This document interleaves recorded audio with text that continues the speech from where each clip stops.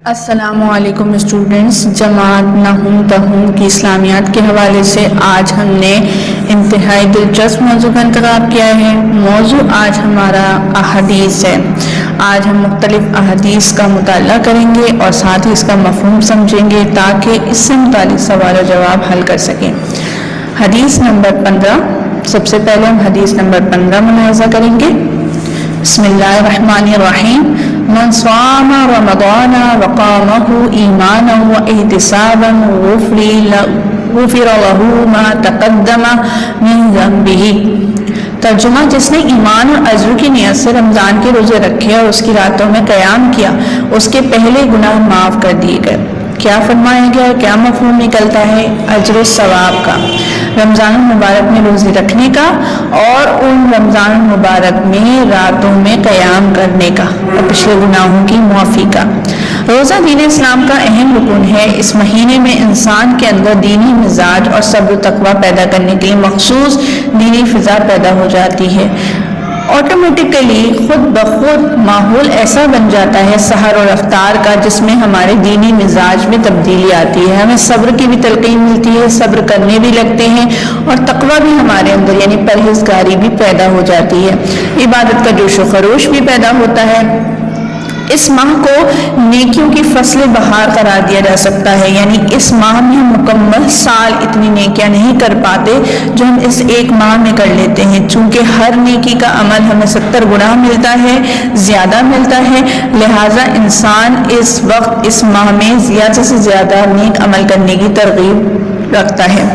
رمضان کے پورے مہینے کے روزے فرض کر دیے گئے۔ اب جو کوئی ایمان کے تقاضوں کی تکمیل میں اور بارگاہ الہی سے ثواب کی امید کے ساتھ روزے رکھے اور ماہ مبارک کی راتوں میں اپنے رب کے حضور قیام کرے تو اس کے پچھلے سارے گناہ معاف کر دیے جائیں گے۔ یہاں پر ہمیں یہ بات سمجھ میں آتی ہے کہ نہ صرف ہم رمضان مبارک میں روزے رکھیں بلکہ تقوی اختیار کریں، راتوں میں قیام کر کر زیادہ سے زیادہ عبادت کریں گے تو ہمیں اس کا اجر و ثواب ملے گا۔ نہ صرف اجر و ثواب ملے گا بلکہ ہمارے پچھلے تمام گناہ معاف کر دیے جائیں گے۔ آئیے حدیث نمبر 16 کی جانب بڑھتے ہیں۔ حدیث نمبر 16 ملاحظہ کی گئی ہے، اسی سے ملتی جلتی حدیث جو کہ روزے کے متعلق ابھی ہم نے حدیث نمبر 15 پڑھی۔ للصائم فرحتان، فرحۃ عند افطارہ، فرحۃ عند لقائہ ربہ۔ روزے دار کے لیے دو خوشیاں ہیں، ایک خوشی اس کے افطار کے وقت اور ایک خوشی اپنے رب سے ملاقات کے وقت۔ بچوں، پہچانا آپ نے جس طرح سے ایک حدیث میں روزے کی پابندی کے متعلق بتایا گیا، اجر و ثواب بھی اس میں جتلایا گیا، لیکن اب مزید اجر و ثواب یہ بھی بتایا جا رہا ہے کہ جو روزہ رکھتا ہے یا روزے دار ہے اس کے لیے اللہ پاک نے دو خوشیاں رکھی ہیں۔ ایک خوشی اسے اس وقت میسر ہوتی ہے جب وہ افطار کرتا ہے، پورے دن کی بھوک پیاس کے بعد جب اس کے سامنے لوازمات آتے ہیں اور وہ اس کو تناول کرتا ہے تو اسے خوشی محسوس ہوتی ہے، اور دوسرا اسے اپنے رب سے ملاقات کے وقت حاصل ہوگی جب روزے دار ملاقات کرے گا اپنے رب سے۔ مزید اس کا مفہوم جانتے ہیں۔ روزہ بظاہر ایک مشقت والی عبادت ہے، بے شک عبادت ہے، سارا دن بھوکا رہنا آسان بات نہیں، اور اس بھوک اور پیاس میں اللہ تعالیٰ کو ناراض نہیں کرنا بلکہ اس کو ہر ممکن منانا ہے، عبادات میں مشغول رہنا ہے، لیکن حقیقت میں ہم اپنی مقصد اور نتیجے کے لحاظ سے دنیا میں موجب راحت اور آخرت میں باعث رحمت ہے، یعنی کہ روزہ بے شک مشقت والی عبادت ہے لیکن اس کا مقصد یہ نکلتا ہے کہ ہم دنیا میں بھی اس کی راحت پائیں گے اور آخرت میں بھی باعث رحمت ہوگا۔ روزہ دار دن بھر اپنے رب کے حکم کی تعمیل میں نہ کچھ کھاتا ہے نہ پیتا ہے، لیکن افطار کے وقت اس کے لیے خوشی کا سامان ہے کہ جب وہ بھوک پیاس کی حالت میں اللہ کی نعمتوں سے فیضیاب ہوتا ہے تو اسے ایک عجیب فرحت و مسرت حاصل ہوتی ہے۔ اس کے علاوہ آخرت میں جب وہ اپنے رب کا دیدار کرے گا تو اس وقت اس کی خوشی کی کوئی حد ہی نہ ہوگی۔ جس طرح سے پہلے جو ہم افطار کے لیے جب ہم بیٹھتے ہیں تو پہلی جو ہماری نظر پڑتی ہے ہمارے افطار پہ سجے ہوئے دسترخوان پر پڑتی ہے، اور جب ہم اسے تناول فرماتے تو کتنی خوشی میسر ہوتی ہے، اور جب اسی روزے دار کو جب ہم اللہ کے آگے ملیں گے، اللہ سے ملاقات کریں گے، اللہ کا سامنا ہوگا ہم سے، تو اس وقت بھی ایسی ہی خوشی میسر ہوگی جس کی کوئی حد نہ ہوگی۔ اب حدیث نمبر 17 کی جانب بڑھتے ہیں۔ حدیث نمبر 17 ملاحظہ کی گئی ہے۔ من حج البیت فقضى مناسکہ وسلم المسلمون من لسانہ ویدیہ غفر لہ ما تقدم من ذنبہ، جس نے بیت اللہ کا حج اور اس کے مناسک پورے ادا کیے اور مسلمان اس کی زبان اس کے ہاتھ سے محفوظ رہے تو اس کے پہلے گناہ معاف کر دیے گئے۔ یعنی کہ آپ یہ دیکھیں احادیث سے وضاحت دی گئی ہے کتنے ہمیں مواقع فراہم کیے گئے ہیں اللہ کی جانب سے کہ کس کس طریقے سے ہمیں معافی ملے گی۔ اللہ پاک ہمیں کون کون سے ایسے راستے دکھاتا ہے جس سے ہمارے گناہ معاف کر دیے جائیں گے۔ کہا یہ گیا کہ جو حج کرے یعنی کہ مناسک تمام مناسک حج مکمل طور پر اس کو ادا کرے تو وہ مسلمان جو ہے اس کی تمام گناہ معاف کر دیے جائیں گے، اور بشمول یہ کہ اس کی زبان اور اس کے ہاتھ سے بھی اگلا بندہ محفوظ رہے۔ مفہوم جانتے ہیں، حج میں اسلام کا اہم رکن ہے۔ حج بھی اسلام کا اگر اہم رکن ہے اور ہر صاحب استطاعت مسلمان مرد اور عورت پر زندگی میں ایک بار بیت اللہ کا حج فرض ہے، تو حج کے سلسلے میں مکہ میں دنیا بھر کے مسلمانوں کا عظیم الشان اجتماع ہوتا ہے۔ پہلے ہم نے اس کے اہم رکن ہونے کے بعد کا مطالعہ کیا، پھر مسلمان مرد اور عورت پر کب فرض ہے بیت اللہ اور کتنی بار فرض ہے حج یہ بتایا، ساتھ ہی عظیم الشان اجتماع کا بھی ذکر کیا۔ لہٰذا اس بات کا اہتمام ضروری ہے اس موقع پر صبر و تحمل، عفو درگزر اور اثار سے کام لیا جائے۔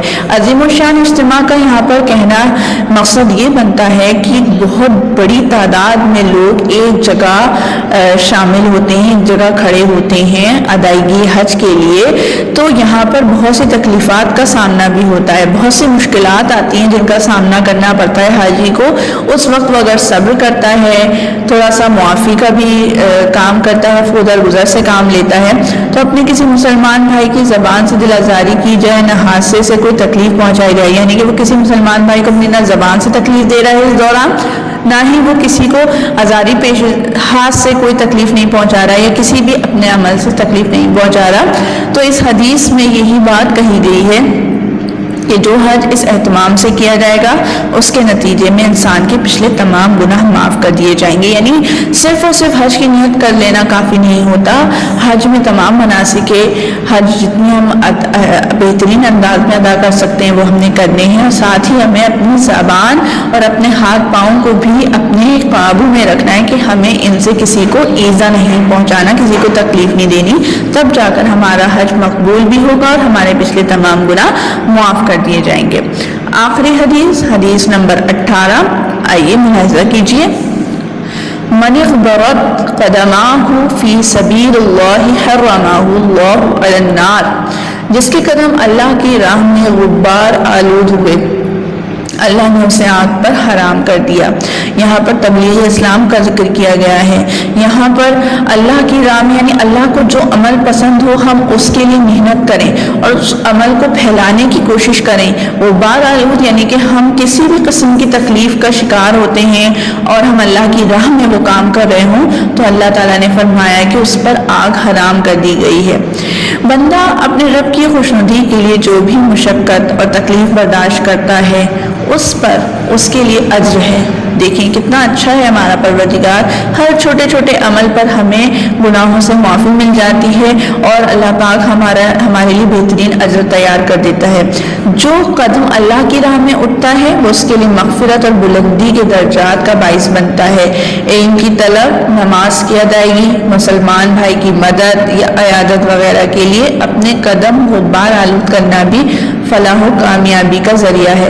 یہاں پر وضاحت دے دی گئی کہ کیا کیا ایسے نیک کام ہیں جن کے لیے ہم اپنے قدموں کو غبار آلود کرتے ہیں تو ہمیں ثواب ملے گا۔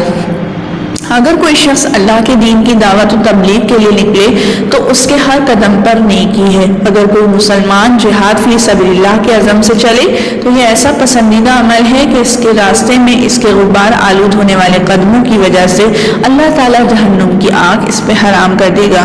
تو بچوں، آج ہم نے حدیث نمبر 15 جو کہ روزے کی اہمیت کے بارے میں پڑھی، پھر ہم نے حدیث نمبر 16 میں روزے دار کو ملنے والی 2 خوشیوں کے متعلق پڑھا، پھر ہم نے حدیث نمبر 17 میں حج بیت اللہ کی زیارت کرنا اور تمام مناسک حج ادا کرنا اور کیا طریقہ کار ہے، کس طریقے سے ادا کرنا ہے، اس کی معلومات فراہم کی، اور ساتھ ہی آج ہم نے حدیث نمبر 18 آخری حدیث کی وضاحت دی کہ کس طرح سے ہمارا رب ہمیں چھوٹی چھوٹی نیکیوں کے برعکس ہم بہترین اجر دیتا ہے۔